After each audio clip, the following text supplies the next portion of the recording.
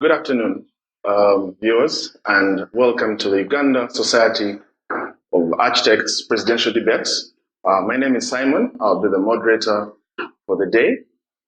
Now, every 2 years, the society gets to vote in a president, and this president is expected to handle timely subjects that are affecting the society. And we are hoping that the new or incoming president will carry on this mantle and take the society to where it needs to be. Now, we have two candidates vying for this post. To my immediate right is Dr. Senablia Emmanuel, and to the extreme right is Architecture Stephen Wanyanga Inyangala.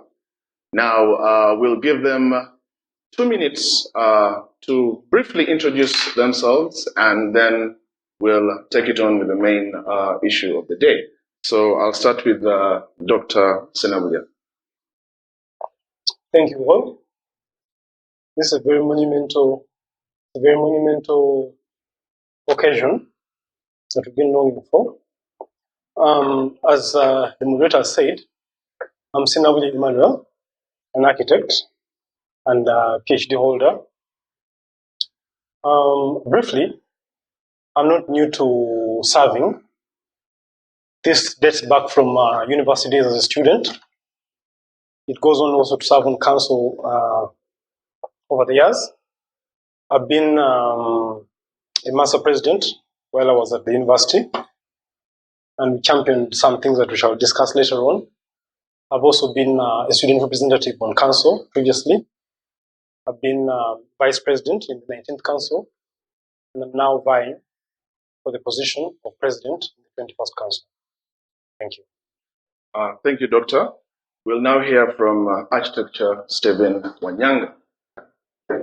Thank you very much. Dear members of USA, as well as all the others who are listening to us this afternoon, today is a day when we are elevating USA in terms of how we do the electoral process, and it's a groundbreaking day to be doing what we are doing today in terms of our being able to address you. My name is Stephen Wanyanga Inyangala, many names. I am currently the Vice President of Uganda Society of Architects for the 20th Council. I have served as a council member during the 19th Council.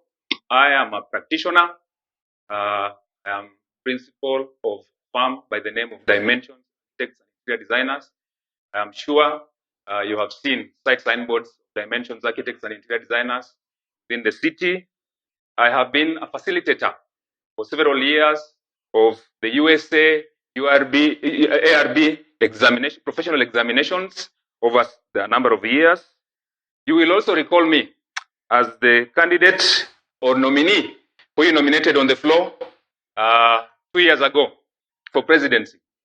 At that time, I deemed it fit to step down and usher in history that brought us the first woman vice president. Yes, thank you, Mr. Architect Stephen. I'm sure we'll get more time to hear more from him. What we'll do is we'll have 15 minutes for both candidates to give us their manifestos, tell them why we really should vote them in, and then we'll hear from the audience at the end of their manifestos. We also request that for the audiences, please let us know which membership you come from or which membership you belong. It will make it easy for us to know who you are. So without further ado, let me give the floor to Dr. Senablia, or let's give it to Architecture Stephen Wanyanga. Give us the next 15 minutes of why you think we should vote you for president. Thank you. Members, pleasure to address the esteemed members of USA today. This day, first of all, let me choose to honor the members of the Board of Trustees, honor our current president. Let me choose to honor all the council members. Let me choose to honor all our membership, their categories, fellows, corporate members, graduate members, technicians, students, and affiliates. It is a monumental and defining day when the electoral process of Uganda Society of Architects has been elevated. Indeed, I'm thrilled that the elevation I've been dreaming about is about to unfold before our very eyes. I'm seeking your vote this day for the position of President of Uganda Society of Architects, a society I'm extremely honored and proud to be a part of. What is my vision? To see a revitalized membership, growing brands, and opening new frontiers.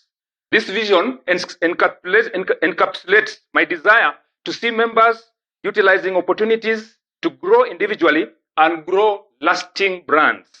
When brands grow, we solve perennial problems, issues of student internship, issues of graduate employment, issues of welfare and mentorship, the pride to belong to an organization that has relevance, affluence, and influence. It is about elevating our stakeholders. This is at the core of my pledge to serve, creating an environment to enable USA members prosper in their individual businesses and their endeavors through better reward for their services, through opportunities to collaborate externally and grow enduring brands. This is not ambition. This is a mission. What do I bring to the table? 20 years of practice in Uganda, 28 years of practice in East Africa, 4 years on USA Council, 2 of which I have served as your dependable, trusted, and loyal Vice President. I want to emphasize the word loyal because I've served under one who is younger than me and I have been submitted and I have learned. 4 of my mentees are currently sitting on the current council. That is the mentor. I delivered strategic plan for you. It is still in draft form and it will be improved. I delivered a CSR draft policy. It will be made operational. I negotiated some promises from our line ministry. I would like to see them delivered. I bring unquestionable leadership, stewardship, and a mentor's heart. I bring collaboration. I have collaborated in Uganda and beyond Uganda. I bring a regional trust to fight for the wider market and genuine integration. I bring authenticity packaged in ethical behavior in a quest for integrity and a celebration of credibility. All these things I'm saying, I pray, come to you wrapped in humility, whose measure I seek to increase every day by the grace of God. What is the mantle that I'm taking on this day? Or I'll be taking on after your carefully thought out vote. It will be an honor and a privilege to build onto the work done by the selfless, gallant men and one woman before me. I thank you for the privilege of having accorded me the opportunity to serve you as Vice President under a historic, groundbreaking first woman presidency of our very own architect Jacinta Kabarungi. She has been truly visionary and extremely committed to our members. I seek elevation this day by your vote. As you vote for presidency, I envision seeking to align myself with the strategic plan that I've just referred to earlier, and I would like to build on the following highlights of those that have been before me.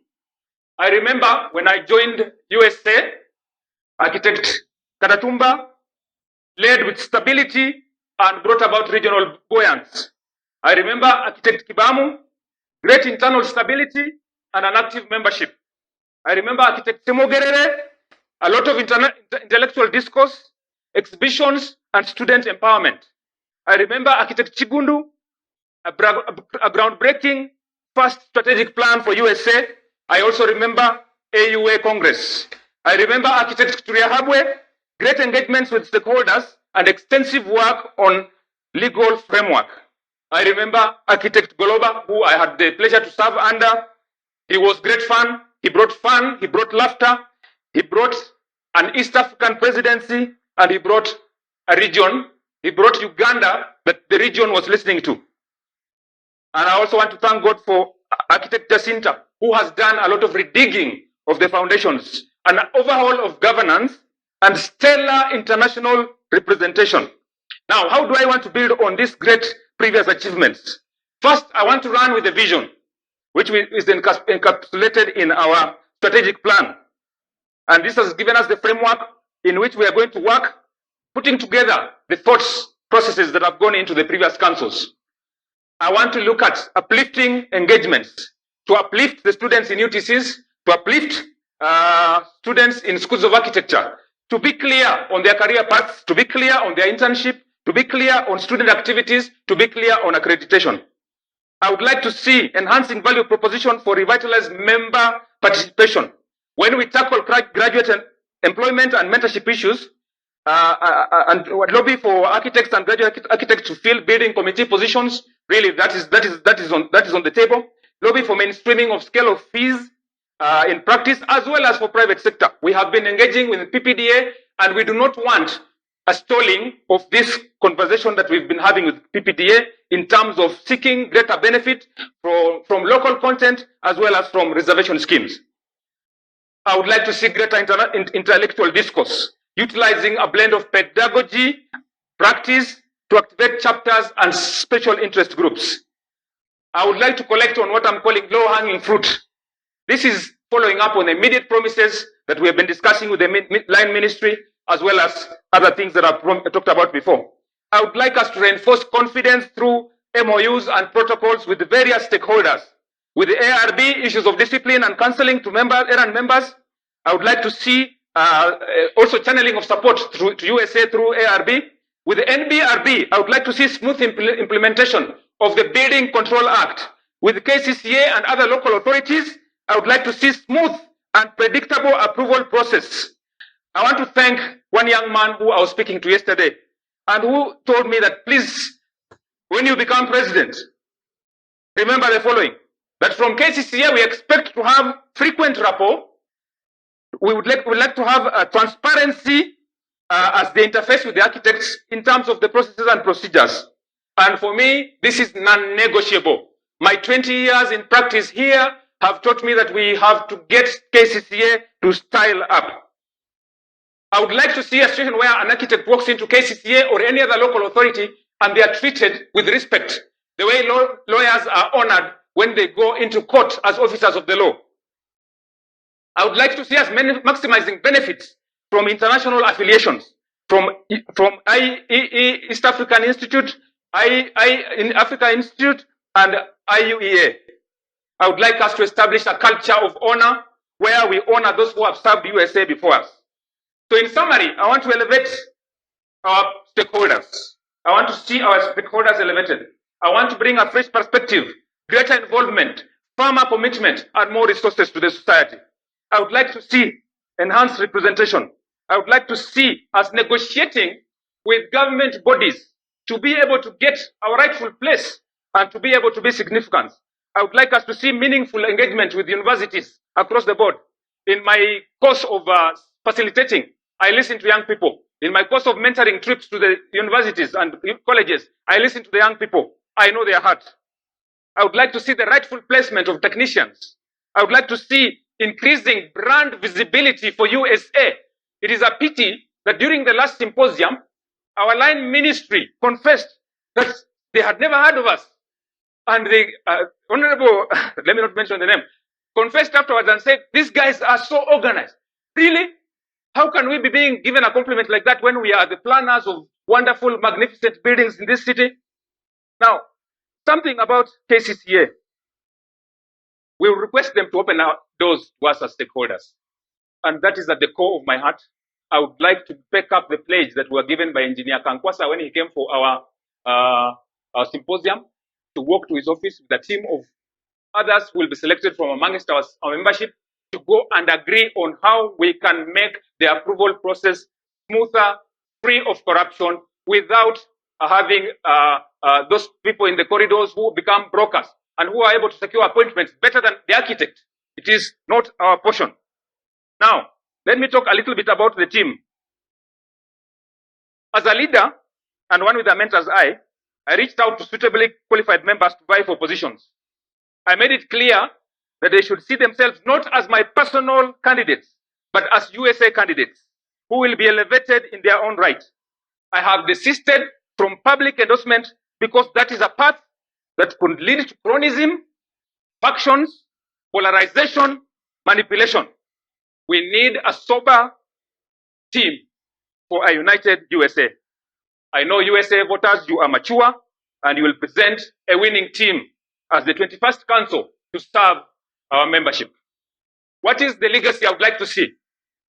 I would like to be remembered as a co-elevator who raised USA members and stakeholders' relevance, significance, and influence, who elevated individuals and brands, who opened the doors for students and graduates, who presented USA as a treasure to the government and other stakeholders so that they want to do business with us, who demystified architecture to the community so that we can be able to interact. I was touched by the testimony of one of the participants at our recent symposium who said, but architects, you are way up there. We are afraid of you. We don't know what you do. Now it is time for us to get to the level of being practical to be able to serve our fellow Ugandans. I would like to be seen as one who made the mutual recognition and regional issues to make sense to the Ugandan architect. I would like to see USA elevated. Thank you very much. Thank you, Architect Stephen Nanga. We'll now give the next 15 minutes to Dr. Senavlia Emmanuel to give us. As I said previously, this is not only a monumental day or event, but it's also groundbreaking in the sense that it's showing our members that you can serve, that you can walk the talk, that you can see the society that you wish to see. Now, I'm both a lecturer, that's in academia, and I'm in practice. My firm is Studio One Design Group. I have an office here and also in Rwanda. I started out my practice initially in Rwanda, and while I was there, I was on the chapter of landscape. And during that moment, during that period, Rwanda was moving into the sphere of acknowledging that built environment plays an important role in the welfare of people.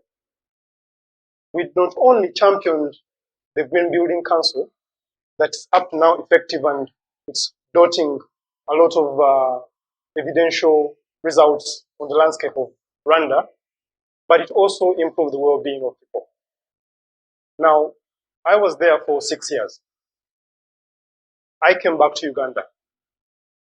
But before that, I had served, as I had communicated before, as a student leader, as a master president when I was at university. Why am I giving you this history and this relationship? Is for us to deliver anything, we need to work as a team. And yes, as a society, we have brilliant ideas. However, if we don't think together, if we don't have the same vision, it's a waste of time. And because of that, that's why I've been observing how council has been operating, both as a council member, when I was the vice president, and also as someone in practice and in academia who has issues at hand and are dear to me at heart. Now, one might wonder, what am I bringing on board?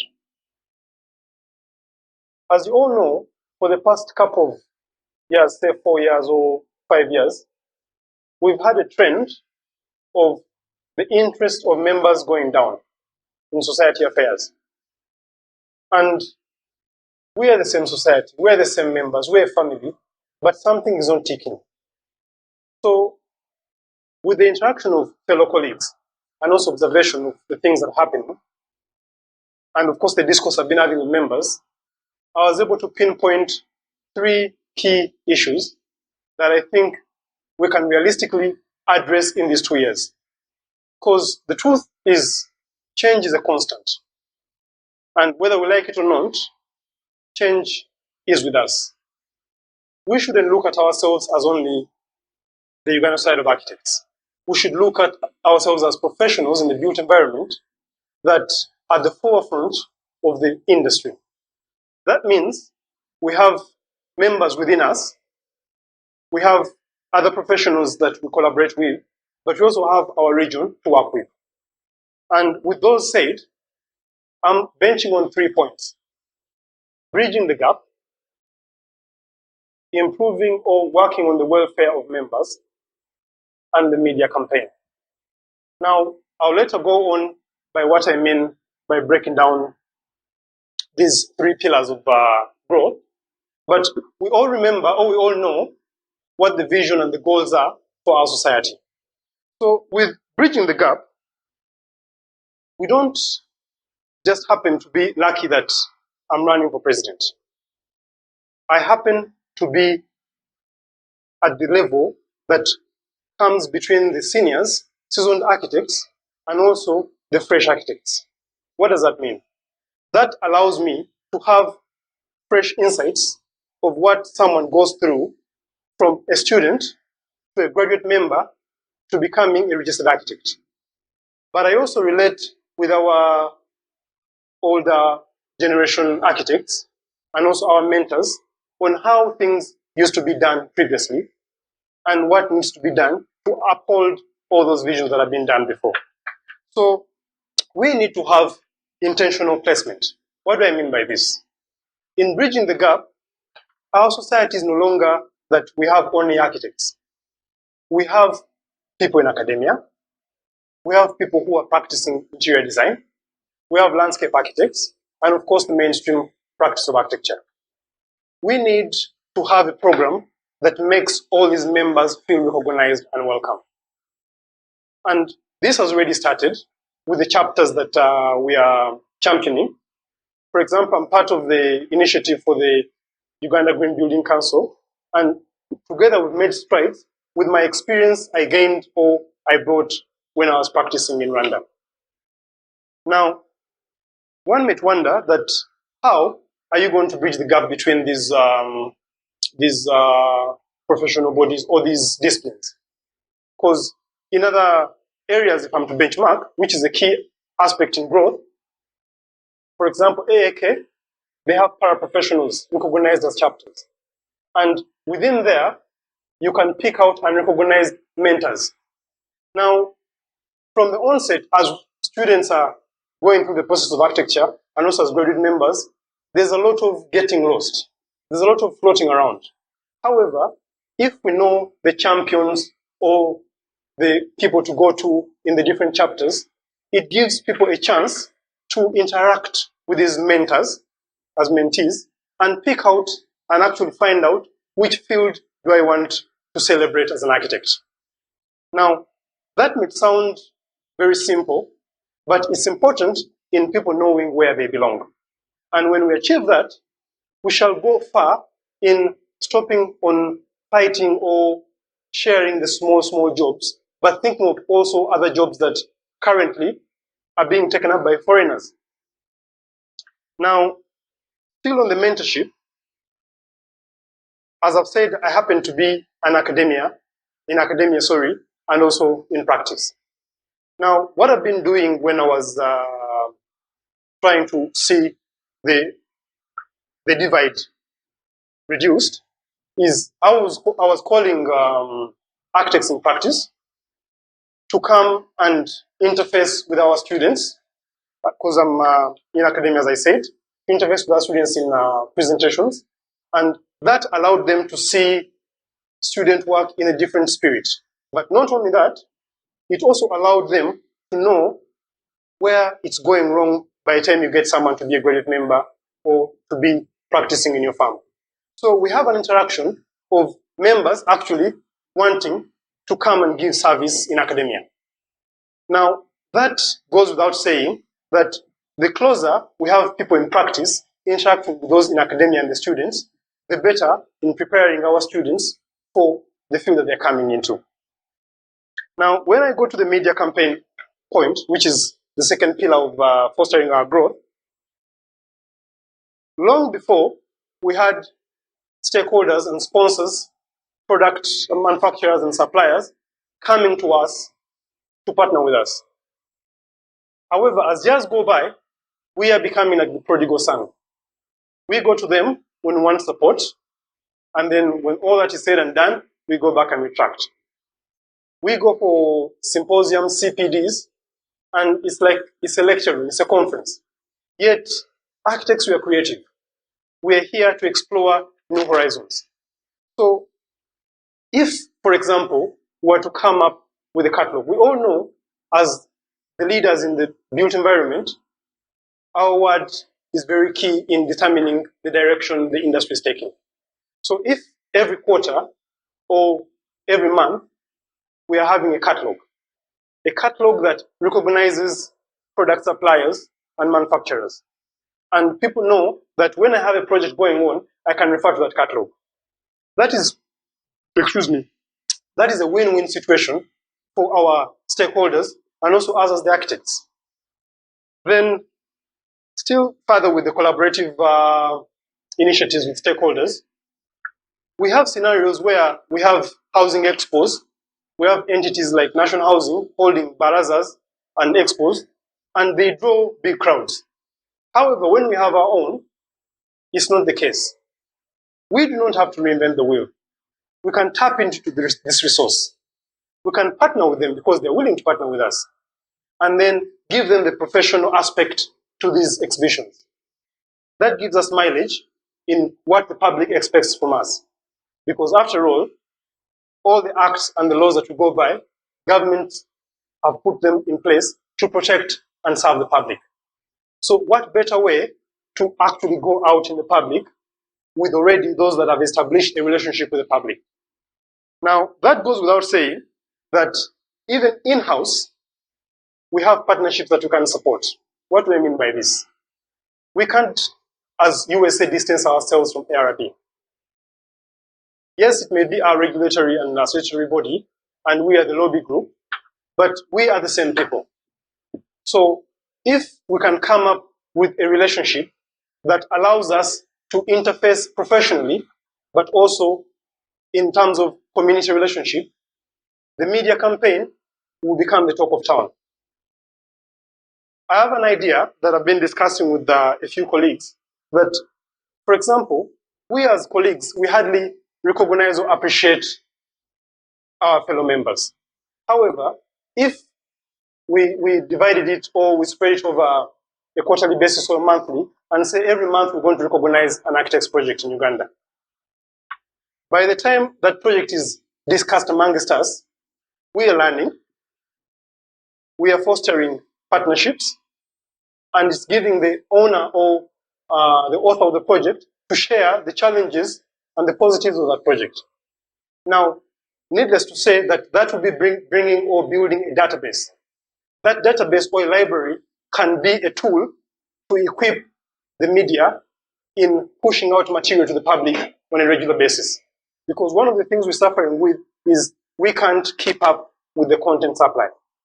However, we have architects who have projects. And as we all know, the creativity is to the sky. So if we allow that room for recognizing our own, we are building up a database that we can share with the media and push us further. And the third point, which is the welfare plan. Let's face it, the truth of the matter is not every architect is doing well. Needless to say that this COVID period has shaken us in ways we didn't know. But even before COVID, we have architects going for months without work. We have even architects fighting over small jobs that entirely should be a small cake. However, if we are to push an agenda of the investment circle, which is already happening in our neighboring professionals like AAK and AAT, members will know that I'm not just in this body because I'm an architect, but I'm in this body or society because it's a family. People will know because the truth of the matter is many of us belong to different circles out there. So the saving culture, the collective gaining of benefits is spread across. However, if we come to reality of who we are and we know where we are right now, we can set a friendly startup capital rate that can allow members to buy into this. Now, when the money comes up, maybe a year or 2 years, we can then sit down and say, what do we do with this? Do we allow our members to borrow this money at friendly rates? Do we support our members by, say, pushing for professional indemnity as a group? And even not going far, bring it back home. We've had scenarios where we lose members. Members lose loved ones. And we're fidgeting to put together monies to even contribute to this send-off. If we have this investment pool, it's an easy thing. We know the structure that we're working with, and we can support each other. And then, when we talk of CPDs, in the 19th Council, we had a plan of running a theme. And at the start of every year, we would send the theme out to the members and say, maybe we're going to deal in this quarter with sustainability, the other quarter practice, the other quarter another topic. Members would give us feedback. And that feedback would inform the topics that we're going to use for the CPDs. Now, that goes way far in making members feel inclusive, making members feel like these CPDs are for them. And by doing that, we can include matters that affect members. For example, inviting someone who's a mental expert to give a presentation on mental health. These are things that are core and affecting us, but we shy away from them. But these will give us quality CPDs, because after all, it's continuous professional development. And this tackles the well-being of our people, be it finances, be it health, because the truth of the matter is we hardly talk about this in school. It's time up. Thank you. Yeah. Thank you, candidates, for that insight into what they intend to do for the society. I'm sure we are listening and we are making our minds as to what really we expect from them. Now, perhaps before we give the audience to ask questions to the candidates, I have some of my own. And the first issue or concern is the issue of the illegal practitioners. Many times we hear them, they masquerade as architects, go to NASA, draw plans, have them approved in one way or another. And this is a problem that has been going on for a while. So as the incoming president, how do you intend to stop this vice? I'll give Dr. Senawuja to start. Thank you, sir. Yes. In, now, 3 minutes. Okay. We all know the vice of stamping is not only in Uganda. Go to Kenya, go to the US, go anywhere it's there, go to UK it's there. However, the big story shouldn't be how to catch the stampers. The story should be how to avoid or to stop it. Now, I must recognize that ARB and NBRB are doing big initiatives and strides in fostering a correction of this. What do I mean by this? The online submission system. Now, we've been having scenarios where those that are labeled stampers who support or who feed into this framework are easily getting off the hook and can't be brought to book because they can easily play the deniability clause. However, if we're doing it by online submission and someone knows that they're logging in their project, it's being checked, it will go further in proof checking what people are doing. Secondly, the issue with stamping goes with our behaviors. If we can push our regulatory bodies and our line ministry to recognize us and push our front at the PPDA levels, for example, having an architect on the PPDA who can strongly say that these are the benchmarks for a government project or a project to run. That will make us more competitive. And that will equip members with a chance to do projects and will stop actually fighting for the small projects. Because the main thing about this is we need work and we need work at good rate or fees. And how do we do this? Is we put our teeth in the bodies that can help us achieve this. Thank you. Thank you, Doctor. I'll give the same question to Architect Wanyanga. Yeah, thank you, Simon. The issue of illegal practice, what we call stamping, rife in our midst, and it's something that has been there for a while. First of all, I think to understand the magnitude of it, we received statistics the other day from from ARB informally, saying that 60% of the submissions to local authorities are done by a handful of architects. And it's amazing to hear that there are about three. I would like to believe there are more, but it was actually three. So for me, this is something that is very deeply rooted in those particular individuals. My first approach would be a bit of counseling, because we are not regulators. We are, first of all, a lobby group where members need to feel safe. And we need to find ways to, first of all, be inclusive with our members and find out what are the issues. Now, the online submission is good, great, and it's going to curtail the process, but that is regulatory. So I would probably approach it from a perspective of counsel, a perspective of internal peer discipline. I would also see the root cause, which for me is people probably struggling to do work within mainstream practice and therefore get into the vices of stamping work that they have not done.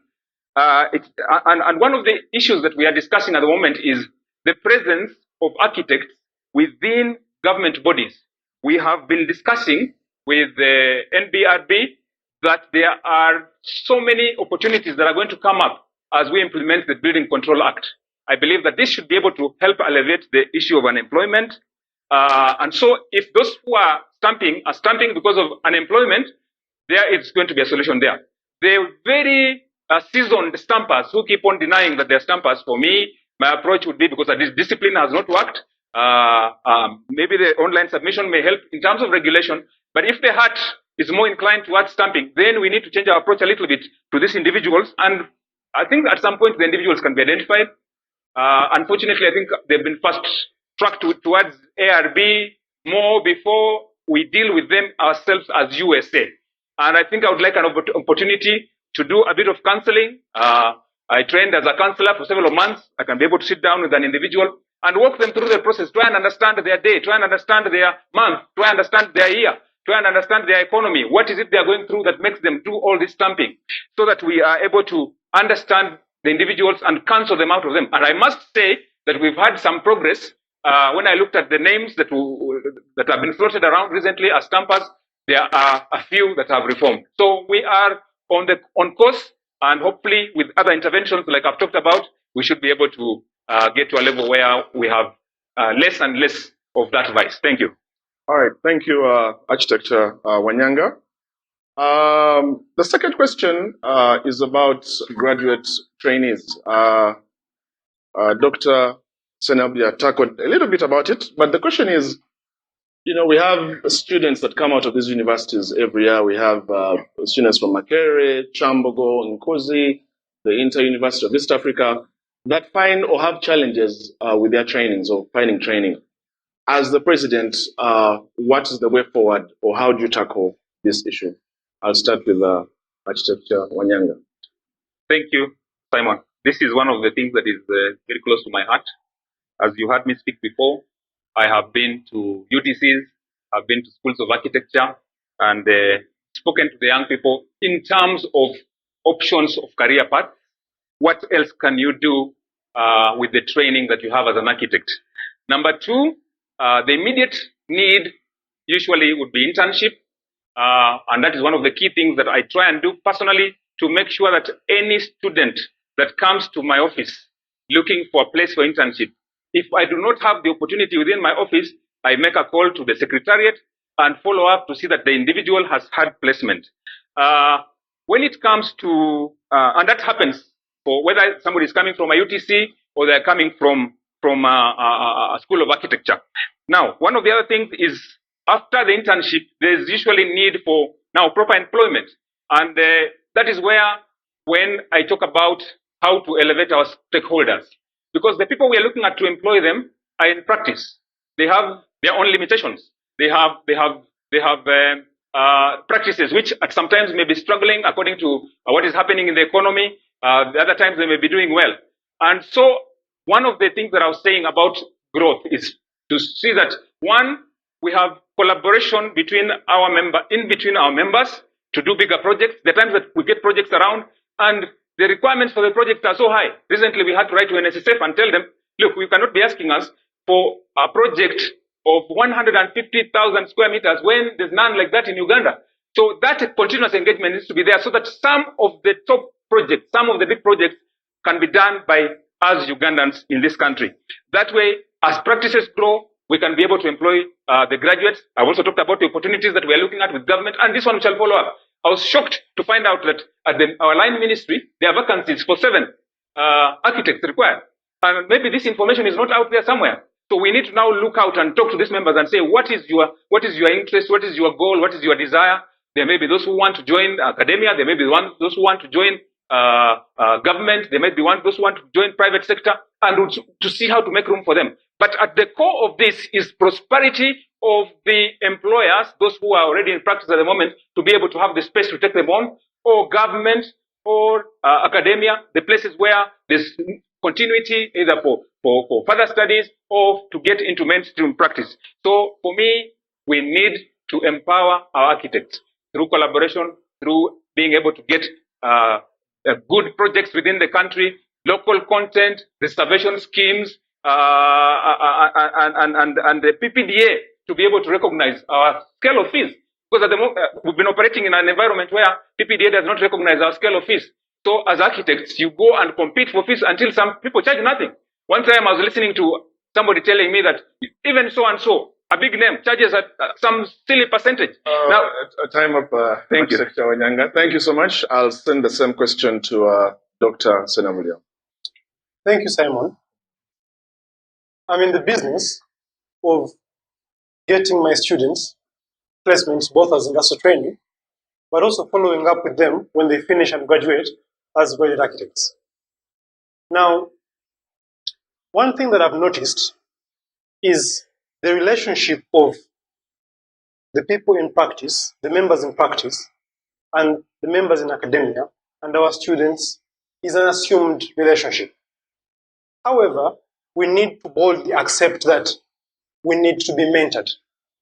Us in practice need to be mentored so that we know what we expect from these students, what we expect from these graduate members, and the vice versa is true. You get a graduate member coming out and he hasn't been prepared, apart from the small module of professional practice, on how or what to expect when he goes out to practice. And you have a scenario of someone just coming and dropping an assignment to someone, throwing him in the deep water, as we say, and someone figuring it out. However, if as a mentor you trained or you briefed on what to expect, and also the mentee is briefed on the same, the relationship is now more symbiotic. Secondly, when we look at the supporting entities, we have, for example, the Ministry of Education. I'm currently the Vice Chair of the Construction Sector Skills Council. And one of the things that we've noticed is when you go out there to the hands-on work like carpentry or plumbing or things like that, there's a disconnect between what is taught and what is in practice. So by bringing the people who are in practice to directly interface with the students, you get a scenario of people sharing their experiences, and also these students look up to these people. They are able to pick up from this and then refine their work. And then still on the same issue of what the graduate member and the architect stand to benefit in the relationship, is the truth of the matter is we've all gone through this process. And whether we like it or not, we need to look at our practices or our firms as an entity independent of an individual. This can be benchmarked from other practices all over the world. You have a firm that has continuity. And how do you ensure that? Is you allow people to take on projects, you allow people to be at the forefront of your projects so that they can learn. And you allow them to go through the different processes.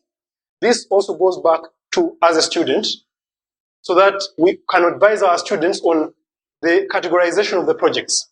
This is being done by WUMU, it's been done in Australia, and also RIBA pushes for it. By categorizing the projects, you're able to allow students to know the challenges that they are facing in the different aspects of the discipline. Thank you. Thank you, Doctor. My third question to both candidates is about architects that have been known to trade in building materials. Now, that is illegal in the architectural world. You hear stories of people trading in bricks and paints and all these other building materials. The question is, as president, how do you think is the best way to stop this vice? I'll start with Dr. Sanabile. Thank you. That's a very interesting question that goes in line with code of ethics, integrity, and the morality of our members. Now, the truth of the matter is, we are trained to be kind of a jack of all trades in the built environment. And whether we like it or not, at times we need to push or to force the product manufacturers or suppliers to give us the products we want. Now, how do we ensure that we're not overstepping our boundaries in terms of doing that? Now, to start off, as I said, we need to have a collaborative relationship with stakeholders. And by doing that, we are able to pick out those who are doing well. We're able to reference and benchmark where else it's being done and how it's flourishing. And we are also, most importantly, able to pick out those who are not giving us the standards we need. Because after all, as an architect, we are kind of the gods of these products and building materials. And by that, we know professionally and technically what we expect. So if we're going to collaborate with these members who may have the capital muscle, but they don't have the technical know-how to push it further, that collaboration can protect us from overstepping our boundaries, but also ensure that we get what we need. Thank you. Thank you, Doctor. I'll send the same question to Architecture Wanyanga. Yeah, thank you, Simon. I think when in handling some of these issues, one is the trade in the building materials. The other one is the involvement in construction, the contractor. The other one is involvement in, I think there's even a question about getting involved as agent, real estate. Now, we need to understand the spirit behind the law as it is enshrined in the code of conduct or code of professional ethics. At the same time, we need to make sure that we are not killing the spirit of innovation, because we are trained. The architects of old were master builders. They designed, they built, they innovated on the materials. There's somebody who came up with glass for the first time, somebody else who did certain materials for the first time. So how do we balance between the spirit behind this law and not to kill innovation and entrepreneurship? For me, I think the very practical way to do this would be to take it on a case-by-case basis, and especially with the building materials, because we're looking at sustainability issues now. So if somebody is going to come up with earth bricks or straw for construction, and we are telling them, look, you either decide to become a straw maker or become an architect, I think for me, there's something there that needs to be discussed properly. So my own approach to that would be to take it on a case-by-case basis, make a submission to the regulator, and be able to argue a point and see whether there's really conflict of interest in this particular case or not. That is where I would leave it. I know it is law. I know let us enforce law, but we also need to kill innovation. Thank you, Architecture Wanyanga. I guess we'll have one last question before we'll go into the questions online. That question is, we've had many architects crying foul about whenever they submit plans to the local councils, they are forced or told to pay a bit of bribe. As president or incoming president, how do you think you can try and get rid of that issue between the Society of Architects and the local councils? I'll start with Architecture Wanyanga. Thank you, Simon. I wish to correct the other side. Yeah. Architect. and then the practice is architecture. And this is some of the things we're trying to do to sensitize the public in which is which. My apologies. My apologies. Thank you. Thank you. Sorry, I thought it was a lisp. But it's all in good faith, it's all in good state. Now, you've asked a question that, as I told you, I am a practitioner.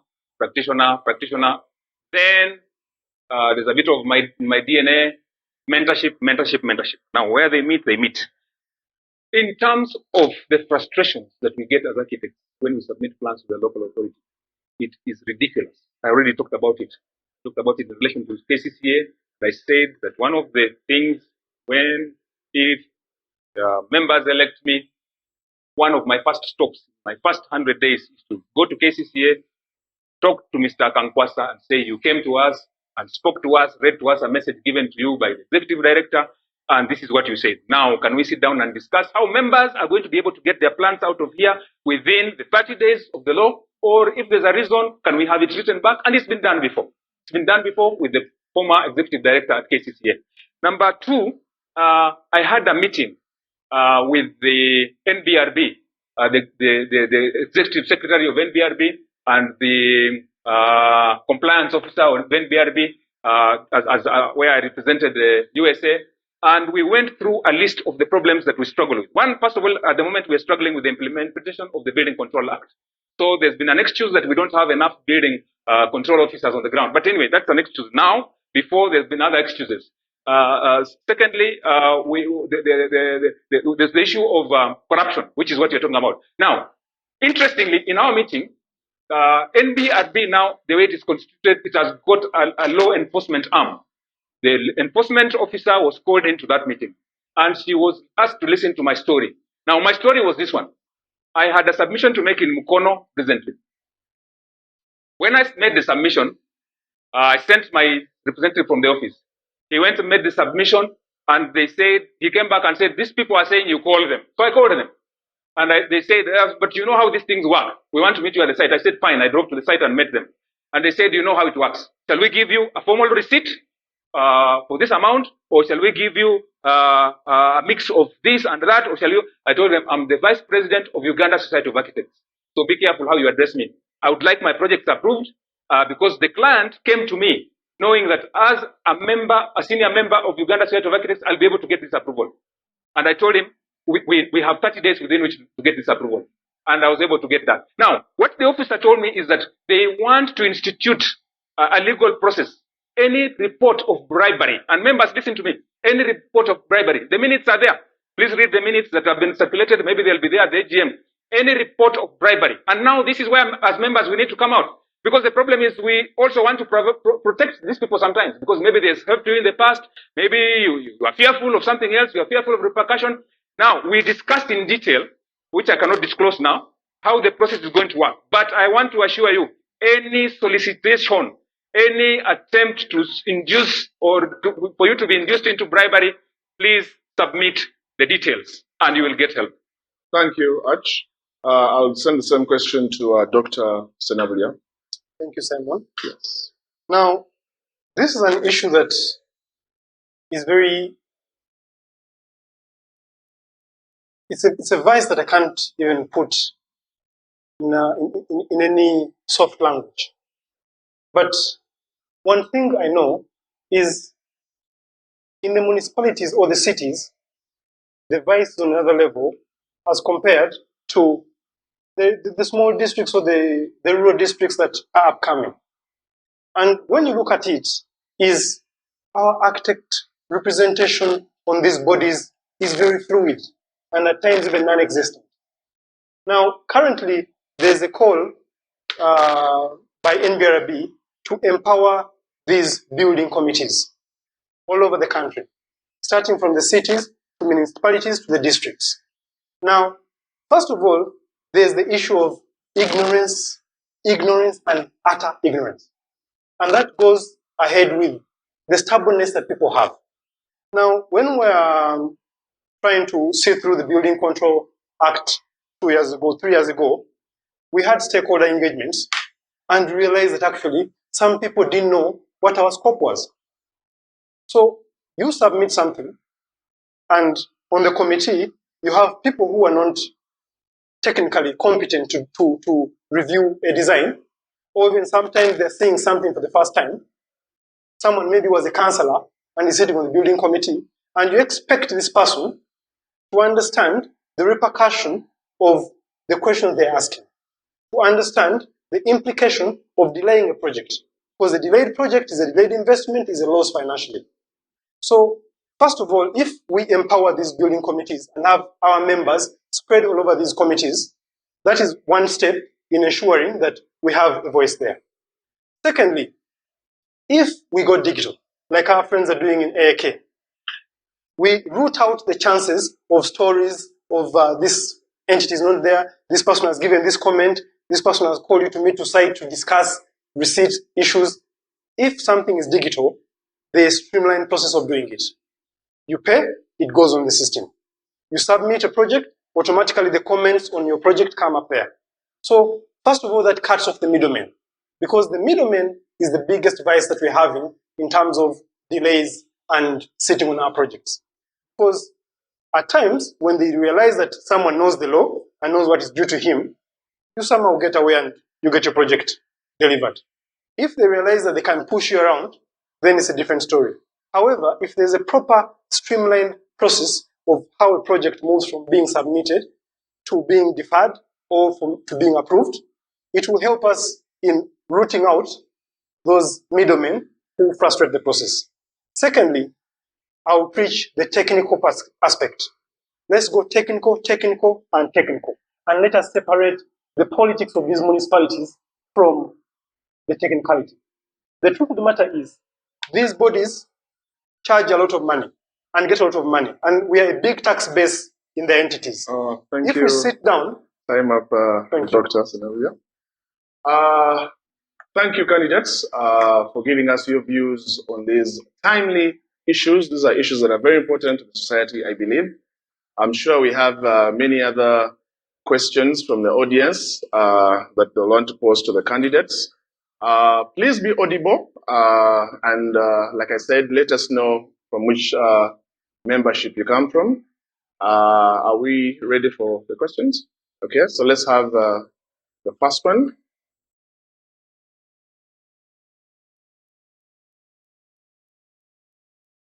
We still have 3 minutes to respond to those particular questions. For both, whatever question is brought to us.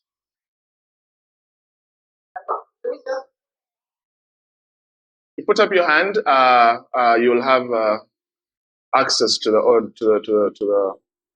the platform.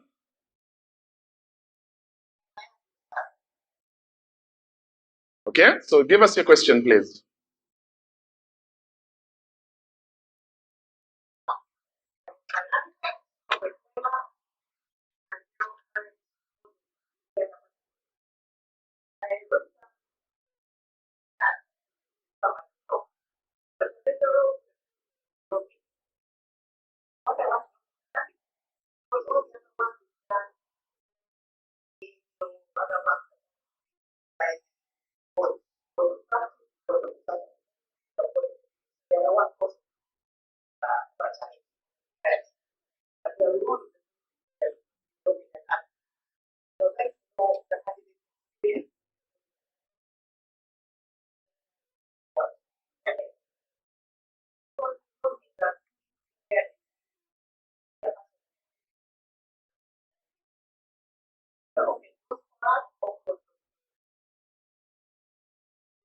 Recently with architect the president. Luckily, when they were mentioning when you go to lobby, they go and they were talking about architects and the need for architects and how wonderful architects are. Somebody else comes up and says, but you see your architects, this is the problem. And this person has done this and that person has done that. So you as a person representing the society, cannot have any of that baggage following you. So I'd like to know roughly in that direction about lobbying and what you would bring to the table in terms of your reputation with society, and majorly, of course, you're going to probably be lobbying a lot with government. Eh? So what is your reputation like and how are you going to lobby? I hope I've been clear. Yes, thank you very much. I'll give Dr. Senabia to answer first. Thank you, Gloria. Now, that's a very interesting issue, because when you don't have a name to protect and a name to uphold, then you're as good as just by the way. However, we know that our numbers are growing as architects. We know that together, and I emphasize together, we decide to say for a month, non-submit projects to maybe a municipality. They will feel the financial pinch of that stand down. And it will call for us to sit down and discuss. And this is not reinventing the wheel. Our colleagues in law are doing something like that. Our colleagues in the medicine industry are doing something like that. So if we can know that our numbers have an effect to force change that we want, that is something to start off from. Now, secondly, still with the repetition, now we have a scenario where at times even ourselves, we fail ourselves. You submit a project and it's lacking beyond standards. Now, we need to first of all look at ourselves before even going to pick the speck in a friend's eye or the statutory bodies. We need to first of all clean up our act. We need to make sure that by the time we submit our projects, the challenge that they can get from whatever entities it is very minimal. So that we know that whatever deferrals or comments that they're getting are in line with something that is professionally and technically acceptable. Thank you. Thank you, Doctor. I'll send the same question to Architect Wanyanga. Thank you very much, and thank you, Gloria, for that interesting question, which is at the core of the presidency. The first thing I need to say is that I believe I am of good standing in the community. I believe that I have a good reputation with the private sector, and I can ask members to check that one out for themselves. Number two, I believe in engaging, I believe in negotiation, I believe in going to the ground. So one of my ideas would be within the very first few days of the presidency to engage, because lobbying is about going out there to meet people. Introduce yourself, write a letter to say we would like to come and see you. And I've seen it work. I saw it work recently when we went to our line ministry, and we were able to be hosted by 2 ministers of state in one session, following which they also turned up for our symposium. And they are excited about working with us. You know that they've made a lot of promises to us, which I'm calling low-hanging fruit that we need to go for. I would need to engage with ARB. I think as a president, you step into the office, introduce yourself to stakeholders, introduce to every stakeholder, write letters, set up appointments, meet them up, and understand where they are at, understand areas of collaboration, understand how you can work with them. We've worked with UNAPED before, where we've worked with the other stakeholders. The areas where we're having challenges in terms of support for sponsorship for some of our CPDs and so on, those are areas that we need to now build up. We've had issues of challenges of COVID, but now hopefully if this is lifted, we should be able to engage more. Now, reputation is very key. And I would like to tell members that I was very saddened when recently we went to one of our sponsors, and my colleague here has mentioned the level of apathy within our own membership, but also within those who sponsors and who have sponsored us before. And what we were told was shocking. We were told that within our ranks, there are those who go out to these suppliers and manufacturers and ask for money. Now, that has got to stop. And that I want to change.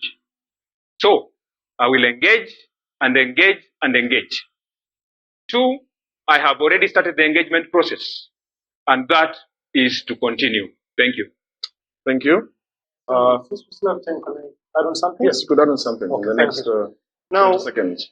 Now, what I wanted to add on is the engagement shouldn't be only on the side of the entities, but within us. For example, say next week as president or as council, we're going to meet the ED of KCCA or the line minister. Let us hear views from members. Let us hear their challenges. Let us write them down as bulletins. When we go to interface or to engage with these members, let's spell out what our requirements are. let's ask for a time frame and who is going to be the accounting person for that. But when we come back to members, we say, you told us the challenges, you gave us ideas of how to tackle them, and we task these people to give us time frames on how to achieve some of these things. All right. Thank you, Dr. Senabulia.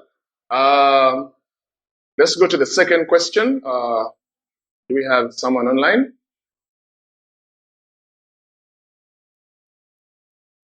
Hello? It's me again. Oh, it's still Gloria? Sorry, it's me again. Yes, it's still Gloria. Gloria Bazira, your chairperson, board of practice. Okay. While the other ones are thinking of their questions, let me ask mine to both candidates again. Okay. It's about money. The society cannot operate without money. And of course, as you can imagine, we are already very stretched as members of the society. I Stephen had talked of sponsors and other things, and it got me thinking about the money part. How are you going to make us money without asking us for money? That's my question. Okay. Thank you, Gloria. I'll give this to Architect Wanyanga first. Thank you, Gloria, once again. Our primary source of funding has been member subscriptions. And our member subscriptions, I'm afraid to say, are not at the very best. And that is why I'm very excited today. I hope we have a very good online audience. I hope that the members are listening. And my appeal starts right now, that please pay up your subscriptions. Subscriptions is basic. It is the shelter that we need to be able to operate. Now, then raising from that, we also have opportunities where we continue with our engaging our stakeholders, and that's where I said it's a pity that some of us have done certain things that have ruined our reputations, and the path to repair that is what we need to do. And I think that because that has been a very good source of income when you look at our history. In the 19th Council, I think one of the years, we had a very good support from that category of stakeholders. So I would build on that. I would not want to trash that one. But the key will be to give them excellent value propositions. Now, I challenged members recently in one of our events to say, look, we invite the sponsors, they come and set up their booths for exhibitions, and we hardly pay any attention to them. And that's why that engagement is going to be important. We have got feedback that we have received from our sponsors, and we know where to begin. For example, there is one particular sponsor who has sponsored us over the years who told us, no, what you do, give us a lineup of events as you start the year. And that will be the first starting point for us to be able to get on board. They can also put us within the budget so that we can be able to operate and see how to get forward.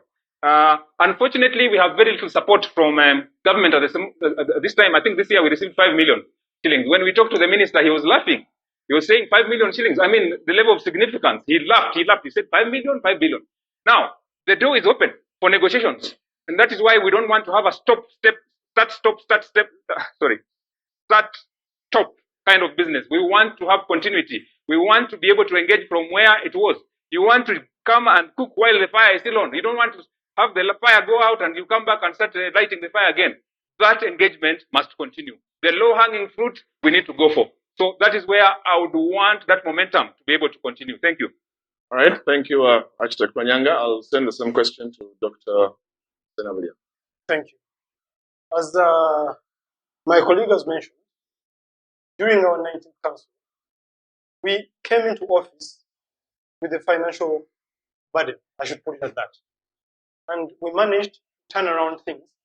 And by the time we left 19th Council when I was VP, we left some money behind. Now, what happened in all that? First of all, I don't think it's a matter of urging members to pay up their subscription. We need, first of all, understand why are members moving away. Now, to start off, people need value for being part of the society. It shouldn't be an assumed arrangement that because the corporate member is supposed to subscribe, because elsewhere, other lobby groups will come up. And if someone feels like another lobby group gives him a better offer than USA, we are doomed. So what do I mean by this? Let us try to give members a package that makes them feel like they belong. What do I mean by this? Engage them on the CPD. Let someone know that I'm coming for a CPD that I contributed, regards to how it's going to come out. Let people know that you won't be just entering the room and being lectured, but you can take these CPDs out in the field. Now, with the engagement with our stakeholders, I remember vividly the MD of Sadolin using the prodigal son example. Now, as my colleague has shared, these fellas come and set up their booths. We only come to the stores when maybe there are t-shirts being given or catalog materials like that. However, if we open up the creativity of exhibition from our members so that the room is littered with members' work, trust you me, as members are moving around the setup or the hall or the space where we're having the gathering, whether you like it or not, there will be engagement. Now, not only that, but also, if we take out some of these CPDs and take them to the field, for example, an architects project, and we engage our stakeholders to also come for those CPDs, someone will be able to see that I'm part of this fraternity, I'm giving them money, but I'm seeing that they are prescribing or they are saying that they should use my material. And back in the days, we had endorsement for these suppliers and stakeholders, and someone can feel proud to know that USA has endorsed my product. Some of them actually were putting it in newspapers, others were putting it on their products. Now, that goes far in showing a mutual, honest relationship, a win-win.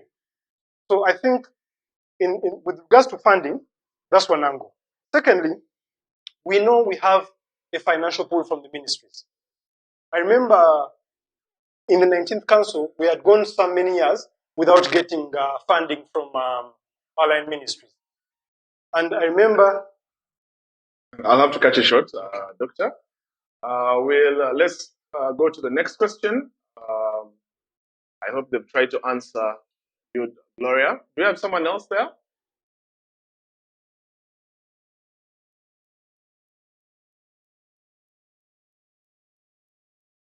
Hello. Yes. My name is Architect Enoch Chibamu. Okay. A member of the Uganda Society of Architects, and also a member of the National Building Review Board. Okay. I would like to ask the two aspirants a question. As members of the Built Environment Value Addition Chain, you are aware of the perceived impasse between the players of the Building Control Act and the players of the Physical Planning Act. As the president of the Society of Architects, how do you intend to help in advancing the synergies in the two laws for the cause of the architect and certainly of the built environment? Thank you. Oh, thank you, Enoch. I'll allow Architect Nyanga to start first. Thank you very much, Architect Bam. We're talking about a matter that is very live within our regulatory framework at the moment. I think recently we saw circulation of the proposed enactment of the Planning Act, and what we did as the 20th Council was to have our chair board of practice together with the T make some submissions that were quickly sent to the Clerk of Parliament recently. Now, this is where we are talking about participation by members. Is someone sabotaging Architect Nyanga's vote? Gifted, are well trained in various areas, and so we are able to tap into the resource of our members to be able to come on board whenever we need to make input into regulation. Now, you've asked specifically about the Physical Planning Act and the Building Control Act. I think submissions that we made recently, a copy of which I have, are enlightening the fact that architects cannot be left out of physical planning, because as an architect, there's an element of physical planning that you've already been done. And so we cannot have a physical planner how to use a piece of land. Physical planners need to retain the role of planning at a larger scale, maybe neighborhoods. But when it comes to the site plan, really they don't need to be the ones to tell us. When it comes to neighborhood, we can have an input and so on and so forth. This submission has been done. Now we need to have a team, a special interest group or a caucusing team that can look at the two laws side by side. Because what we did the other day was a reaction, something that was already out there, and it's going on. So we've made a submission, yes, but we need to have a point at which we can sit down and maybe if this will not have been enacted, we can see how further intervention can be done, because I'm sure the team did their best, but within the time frame, maybe they didn't look at all aspects. So it needs to be a situation where the two laws are looked at side by side, and I don't know whether this will be done through the Law Reform Commission or whether we can initiate another process through our line ministry or through whatever parent ministry for Building Control Act. In regard to Building Control Act, I'm sure Architect Kibamu, you are aware that there's been a lot of complaints from our members about the charges, about the process, and how there was no transition, and so on. And that is affecting our members. So as far as those are concerned, I think it is more in terms of the detail, more in terms of the regulation, more in terms of the operationalization that has caused problems. But in terms of, and there are other aspects of the law itself. Somebody read the law. Sorry. Time is up, Architect Wanyanga. Sorry. We'll have to give the same question to Dr. Senablia. Now, with regards to the issue raised by Architect Kibamu, to start off, as a society that is fostering growth, we are doing a disservice to ourselves by suffocating the profession. We have members within us who are experts in planning, in urbanism, in product manufacturing or supply, that are stifled and pushed down. However, by opening up to these paraprofessionals, we're getting to tap into this resource. Now, when we push these guys or elevate these members within us, we're able to know what is moving in all these entities. Secondly, by the time we have these chapters or these paraprofessionals active, we shall also have a voice, a bigger voice than just a voice of architects. Now, you see, many of the times when some of these acts are being passed or the laws are being enacted, they engage stakeholders. However, imagine if there's a physical planning act and someone thinks architects, all they do is design buildings. He won't even think of inviting you, because some of these things we've been getting them in the corridors, that, oh, there's this engagement happening. However, when we have all these chapters active, the engagement with these entities will be very vibrant. Secondly, we can push this further to the grassroots with National Council of Higher Education. Now, an architect doesn't do 5 years, then after does 2 years internship for nothing. We do the most years in academia, and it's for a reason, so that we get knowledge, as small as it may be, on all entities or all disciplines in the built environment. Now, if we push that further by adding in some modules that empower us to understand how these different disciplines and laws work, which of course we are tackling a bit in the preparation of graduate members to become architects, that will also enable us to know what our right is.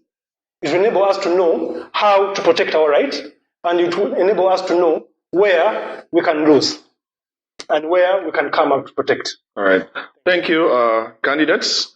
We'll go to another question. Since I still have time, yes. The other thing I'm you have 30 seconds, is a think tank. We put the resource of the members technically, and we push these ideas to these bodies. So that when we come with the proposal to be tabled at the Clerk of Parliament, it's not just a paper. It is a paper with facts and delivering a message that can't be denied. Thank you. All right. Thank you. Do we have someone else online? Hello. Hello? This is Sylvie Luganga Arthur. Who is that? I'm Stuvi Lubanga Arthur. Oh, Sobi, yes. Yes, I'm a graduate member, the University of Architects. I have two questions which I Okay. would like to put out to the candidate regarding the issues or matters of graduate architects. And one of them is that we have a lot of graduate architects roaming around unable to find jobs. But at the same time, we have a lot of civil engineers doing works which would have been done by architects within the different government bodies.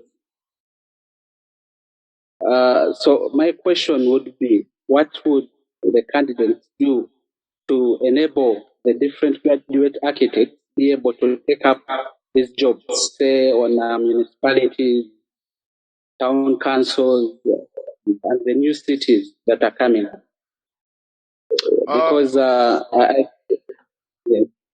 Then secondly, my question would be about minimum wage for graduate architects, because it is something which has been bothering a lot of graduate architects and causing them to lose trust in so many of the time.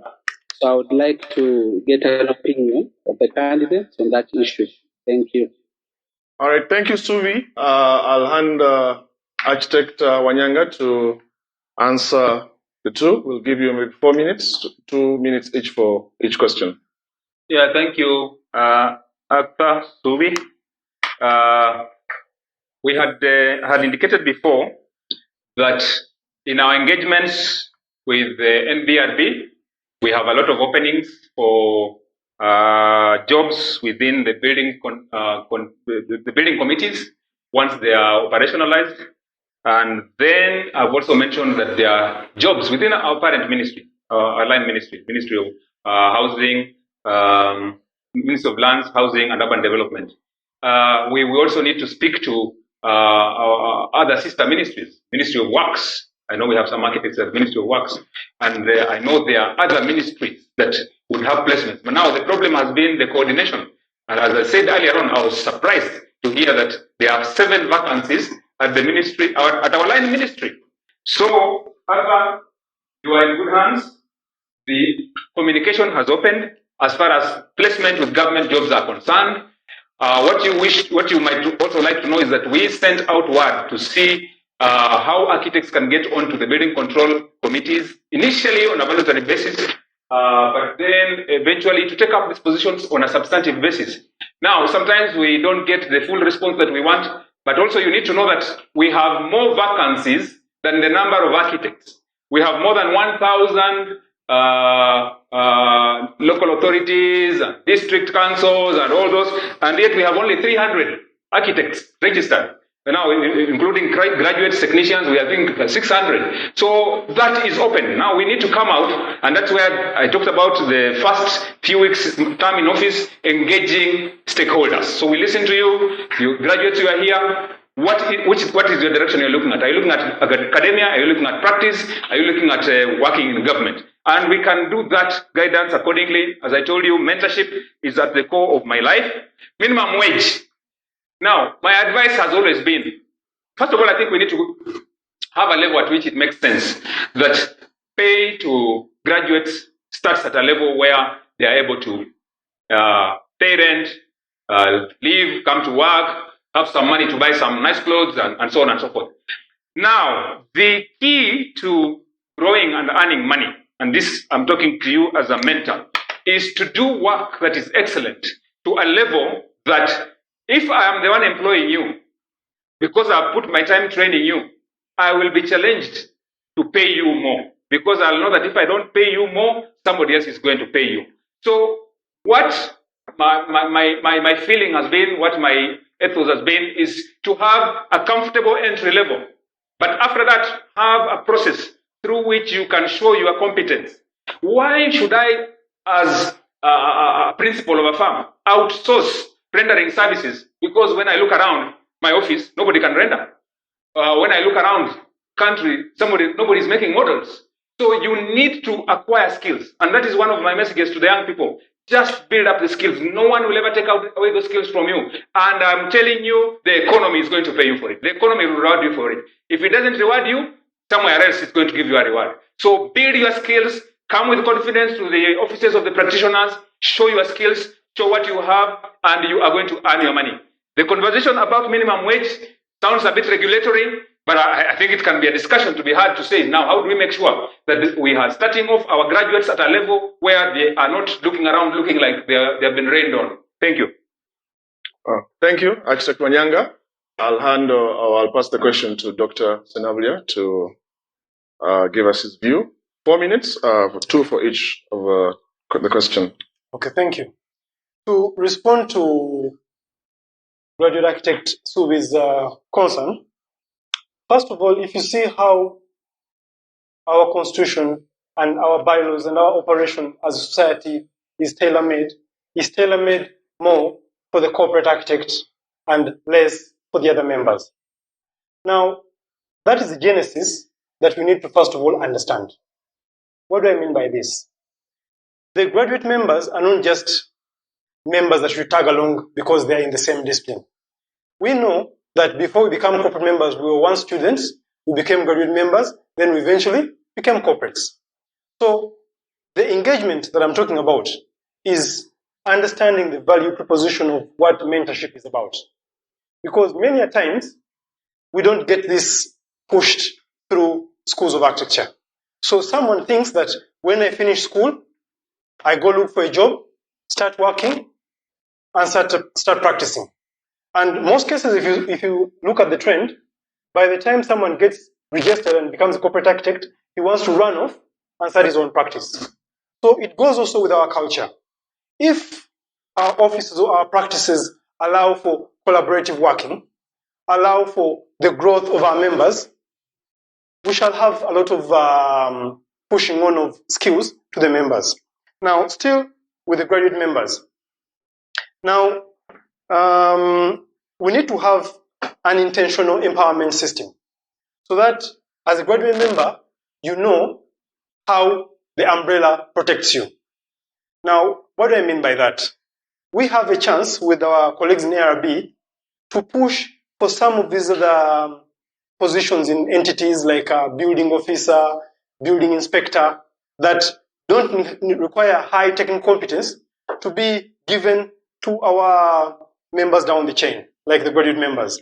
Secondly, in line with the scale of fees or the minimum wage, first of all, as my colleague has shared, we need to know what, as employers, we expect from the graduate members and also what the graduate members expect.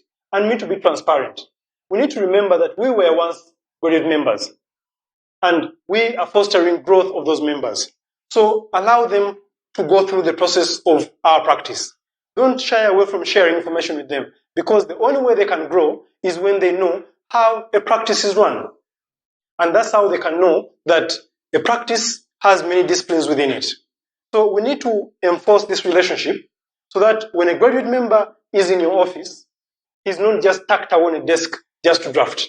He knows he's your assistant. He knows he's going to be sitting in for you tomorrow when he moves a step higher. And then, of course, with the expectations, we personally, as graduate members, need to push our level up. We need to pull up our socks. And that should also go further to schools of architecture. Yes, we have these dreams and these creative conceptual projects, but with engagement with members in practice, they can tell us or they can help the students channel their energies with what is reality. We need to move with the constant change of what is expected in the field so that when someone is pushed out into the world, he knows how the world operates and what is expected of him. Thank you, candidates. Unfortunately, time is not on our side. We have to wind up. We hope that the candidates. We have 2 more. Okay, let's have two more questions, and then we'll allow the candidates to give us their closing remarks. So, do we have someone online? Yes, this is Architect Kenneth Amusimire. Yes, Mr. Kenneth. Yes, thank you for the debate. My two questions. One, I hope I'm audible. Yes, you are. Yes, you are, sir. Okay. One is, what do our candidates think USA's role will be on the international scene, knowing that USA does not operate as an island? And then the second question is, what is their plan to have USA's influence spread beyond Kampala and keep it relevant, especially for the marginalized membership categories like technicians? Thank you. Thank you, Kenneth. I'll allow Architect Wanyala to answer that one. Can I ask them the answer once? There are two questions? It's the same person? Huh? Oh, the second person. Oh, okay. No, this yes, okay. Yes. Hello? Question is about still about graduate architects and technicians and the other groups that are aligned to the corporate members of the Uganda Society of Architects. I've interacted with a couple colleagues that are in that category, and USA so far feels like an exclusive club, which definitely makes it desirable, but then again alienates them, and the system seems to be leaking a few members. We have members who have membership in other organizations. I know members in the United States Green Building Council, Project Management Institute, and these are supposed to also be members of the Uganda Society of Architects as graduate members. But many of them concur that the value is very limited that they get from what is supposed to be their local chapter or in their career or in their practice. So my question to the candidates is what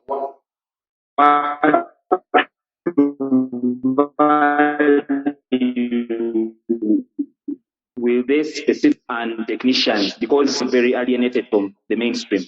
Could you repeat the question, please? That last one? What is the value that USA is going to give to technicians and graduates, because they seem alienated from the system, and the agenda so far seems to focus more on corporate members, and yet the graduates are also there and the technicians are there. So the system seems to have been imposed on them for purposes of simply becoming architects. Okay, thank you. Again, I'll ask Architect Wanyanga to answer those questions. Let me start with the question by Architect Kenneth. USA's role on the international scene. I think we are very privileged at the moment to have very great representation, stellar representation on some international bodies. As you know, we have been very active on the EAIA, including a presidency that a term ended recently.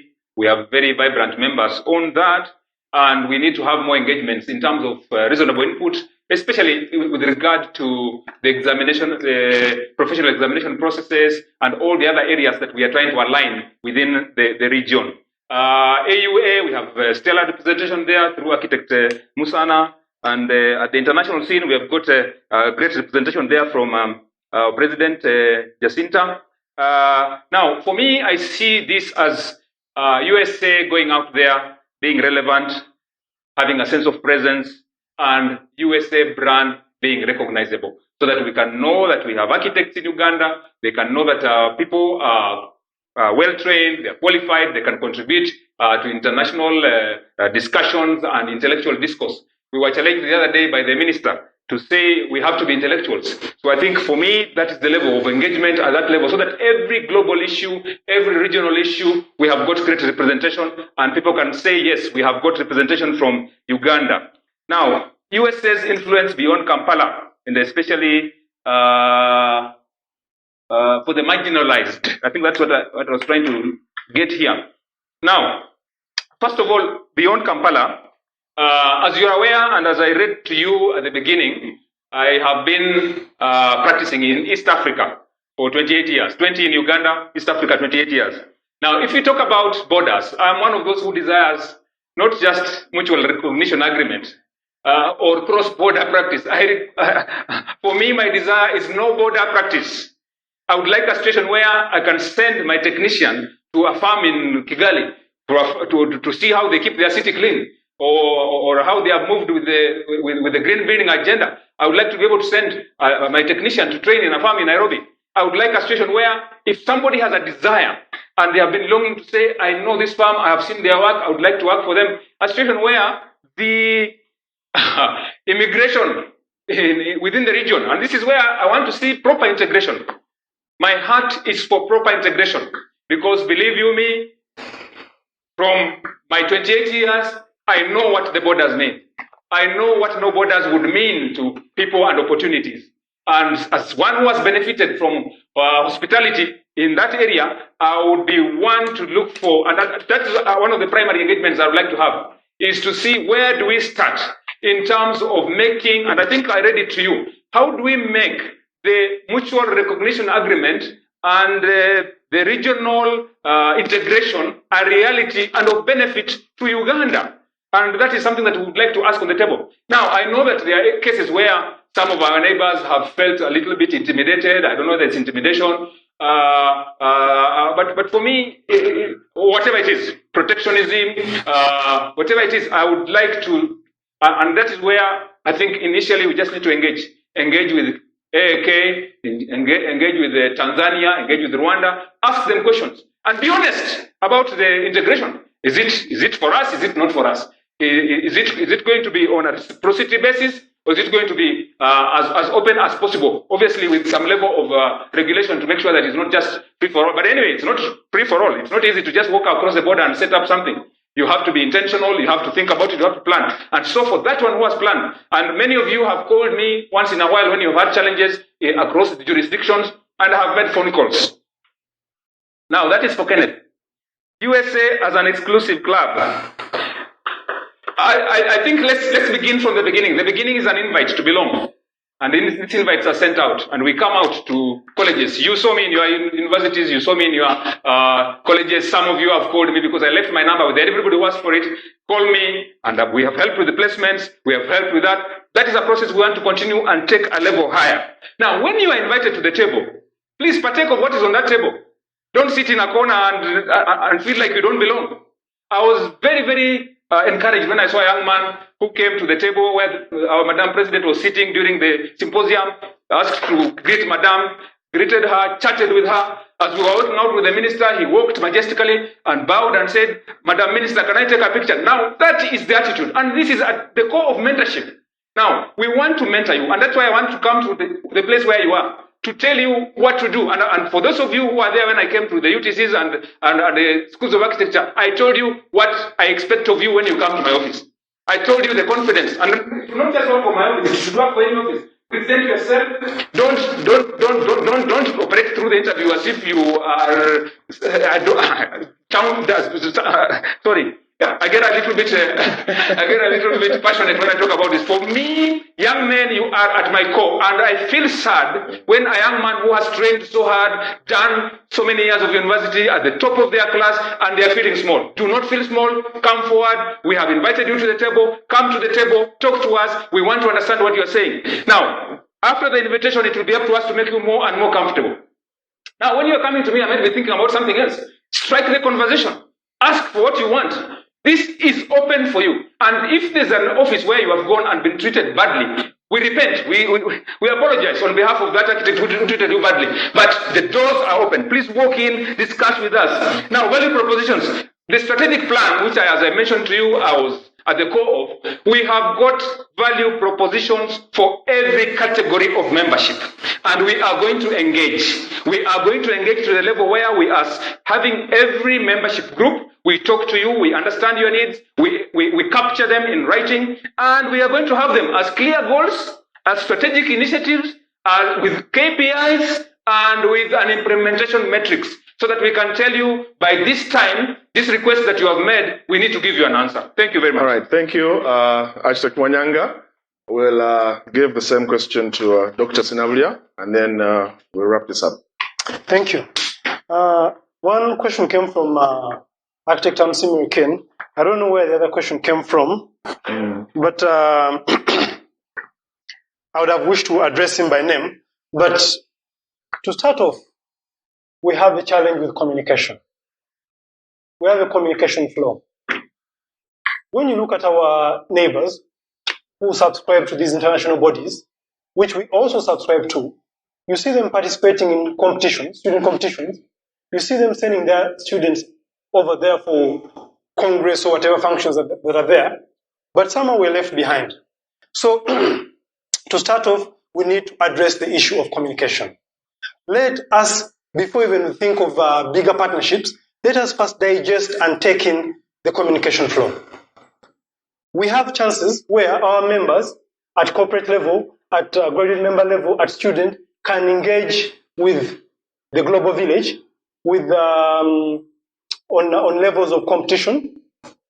And that is one way of, on the international scene, knowing that there's Uganda, there are guys who are doing this, and some of these things may be applicable because we're in the tropics, and some of these things may be applicable in, say, the Brazils or Australia. So to start off, let's come in by participating in the initiatives with our sister bodies on the international level. Now, when we go to the issue of marginalized members, as I said before, we have vacuums in the different municipalities. Before we think of going East Africa, we need to first of all empower ourselves. If we're to go by the statistics, currently the population of the country is about 45 million. And our numbers as a society, we are close to 600, with the architects or the corporates being close to 300 something, and the ones that are paid up and practicing this year, 211 or something like that. So that goes to show us that we are still lagging behind in terms of the ratios. However, we have a chance to push out the tentacles to the different entities. And as I said, there are positions at different levels. There's a field inspector. There is a building inspector. There is the building committee officer. We can first of all have our members take up those positions. And that will go further in spreading the gospel that actually we not only have corporate architects, we also have these other members who can come in to support at these different levels. That is intentionally empowering the different levels. Let it be technician, let it be graduate member or students. Now, we need to accept when we come to value for our technicians and graduates, we need to accept that locally or regionally, our economies are at different levels. And whether we like it or not, our pace of development is different. However, we are moving at a speed that needs to resonate with our practice. So in that, we need to open up, as I've said, open up, allow for our members to tap into what I've called the chapters that can celebrate their different disciplines. And by doing that, we shall have more collaboration with our technicians and our grad members. Because, for example, if you look at the Kampala Design Week, it's a big thing. And we have members within us who actually exhibit work there. But we hardly talk about it in our forums. And yet, if we spread out that communication, you would find out that we have members who are actually interested in those different disciplines that can also pull other members like the technicians to come and collaborate in those initiatives. So in summary, let's boost our communication. In summary, let's recognize paraprofessionals. In summary, let us have intentional empowerment of our members. Let us not just talk about it, but let us walk the talk. And the tools, avenues are there. We know that if we open up, we have more room to mentor our different members.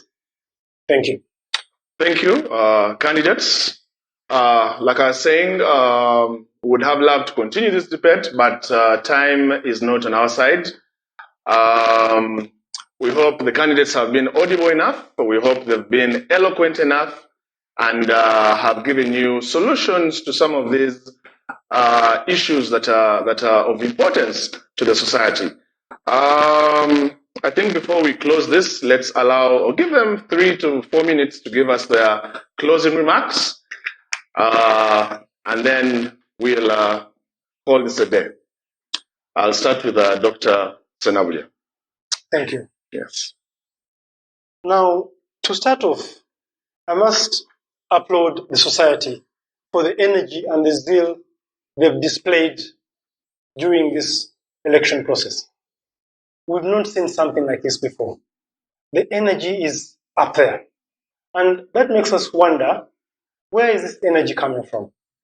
Now, I must say that me and Stephen are not only colleagues but friends. We've shared a hotel. He's invited me over to his home in Kenya. I've met his children in Nairobi, and I've asked him, how do you manage to bring up these noble children? And you are miles away, but you know that they're disciplined. You know that they're toeing the line. And those are some of the skills I want to pick up. Because, truth be told, my family is still young. I want to learn how he has managed to do something like that. So to start off, we are colleagues. And the fact that we can come up together here and offer ourselves for this position shows that USA is growing. Shows that we are beyond pettiness. Shows that we both have interest to see USA going further. Now, to give my closing remarks, I happen to be interacting with many members, graduate members, technicians. Some of them I interact with them as my students. Some of them, for example, I've invited my friend Stephen to come and talk to my students. We've gone together on seminars and exhibitions at different UTCs, and we've seen the issues that are affecting these young Turks. And by knowing that I can be a voice that can foster some of these issues to be tabled and then we move further, it is a noble cause that I can't deny. And secondly, the reality of the matter is change is here, and we need to move with the changing times. We can't keep on crying foul with the planners, with the other entities, when we can't move as a block. The same thing happens to the scale of fees. The other time when we went to the line minister to push for this agenda with PPDA, they said, pull your colleagues across. Let us hear the same language from the surveyors, from the engineers. So in summary, we need to know that as champions of the built environment, we need to pull not only us as architects, but also the other professions or the other members in the built environment. And then we can start to be recognized as an entity or as a discipline that has value. And once we do that, of course, through media campaign and different engagements, people will be looking for us, not the other way around. And I think this is the time for us to push that agenda forward. Thank you. Thank you, Dr. Senabulia. We'll allow Architect Wanyanga to give his closing remarks. The floor is yours. Thank you, Sam. Yeah, so I want to first of all express my great gratitude to the entire membership for entrusting me with the position of Vice Presidency over the last 2 years. And before that, 2 years as a council member. I do not take it for granted. I'm greatly, greatly honored to have served you. I have enjoyed serving you, and I look forward to serving you some more.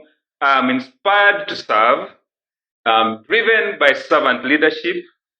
I want to take the journey of service to another level. I have walked it over the history that I've given you.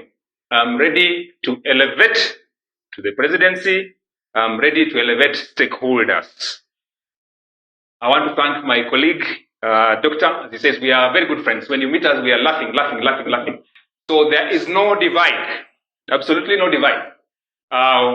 Please, in the natural order of things, just work with respect for your colleagues, work with respect for your peers, give honor where it is due. That is my counsel to you. Youth is not a calling, and it is not a station in life that you are going to say, okay, me, I'm here forever. Everyone grows. We move from step to step. We need the older people to guide us. We need the young people to be our strength to be able to perform better. I have mentored many architects in this country. As I told you, 4 of them already are on the current council. I've mentored one who is a partner with me now, who has been with me for 12 years. That is why I can stand here, because I know that he's able to deliver. He has got the confidence. He can stand head and shoulders, either head, shoulder to shoulder, or head or shoulders above. So that is the mentor that I am presenting myself to continue. There is no divide, young and old. There is no divide, academia and practice. We need each other. We need deliberate and intentional mentoring, so that every member of the society, the student, the graduate, the architect, young, senior, and elder, I don't know whether those exist or they don't exist, but everyone to enjoy the stages and growth as we grow in our profession. Thank you very much. Vote wisely. God bless you. Thank you. Candidates, you have had it all. Like they said, this is not a battle of physical punches, but a battle of candidates with a similar goal. We are hoping that you, ladies and gentlemen, that are with us today will or have made up your minds perhaps on who you think is best suited for this post.